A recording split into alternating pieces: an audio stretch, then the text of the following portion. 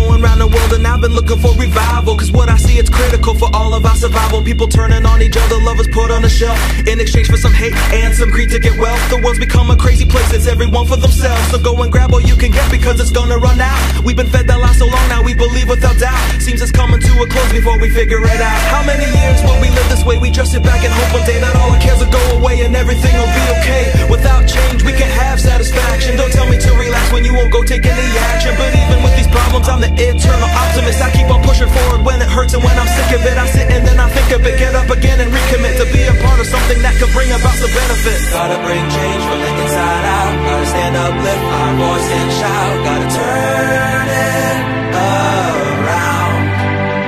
From the streets of the cities to the government games, from the homeless in the shelters to the buildings in flames, we gotta turn